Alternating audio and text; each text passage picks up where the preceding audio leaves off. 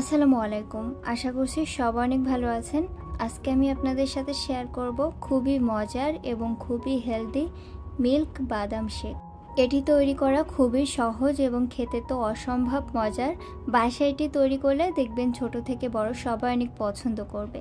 তো চলুন রেসিপিটি দেখে নেওয়া যাক। প্রথমে আমি বাদাম ভেজে নিচ্ছি, আর আমার যতটুকু বাদাম লাগবে ততটুকু নিয়ে ব্লেন্ড করে নিচ্ছি। এখানে লিকুইড দুধ নিয়েছি 2.5 কাপের মতো, আর এটা একটু জাল করে নেব। আর যা যা স্বাদ অনুযায়ী চিনিটা ব্যবহার করতে হবে, আমার স্বাদ অনুযায়ী আমি কিন্তু চিনিটা দিয়ে নিয়েছি।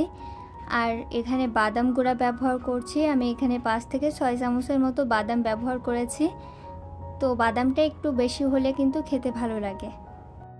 এখন সব কিছু একসাথে ভালোভাবে নেড়েচেড়ে মিশিয়ে নেব আর কিছুক্ষণ জাল করে নেব। এ পর্যায়ে বাদামের গুঁড়াগুলো যদি হালকা দানা হয়ে থাকে তাহলে কিন্তু কোনো সমস্যা নেই, আমরা এটা পরে ব্লেন্ড করলে একেবারে মিশে যাবে। তো মিষ্টির ব্যালেন্সটা ঠিক করার জন্য আমি এখানে হালকা লবণ ব্যবহার করেছি।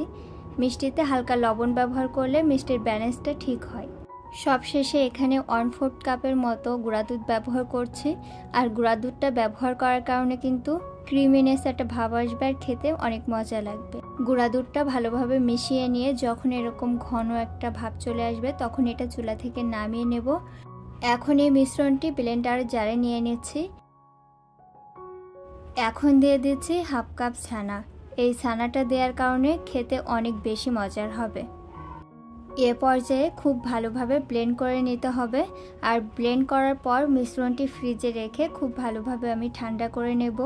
যখন এরকম আইস জমে যাওয়ার মতো অবস্থা হবে তখন ফ্রিজ থেকে বের করে আমি ব্লেন্ডার জারে নিয়ে নিচ্ছি। মিল্কশেকের ভিতরে ফ্লপিনেস এবং স্মুথি ভাব আনার জন্য এ পর্যায়ে কিন্তু আপনার অবশ্যই ব্লেন্ড করে দেন পরিবেশন করতে হবে, আর অবশ্যই মিশ্রণটি এ পর্যায়ে ঠান্ডা থাকতে হবে। এখন পরিবেশনের পালা, আর যার যেভাবে ইচ্ছা সে সেভাবেই কিন্তু পরিবেশন করে নিতে পারেন।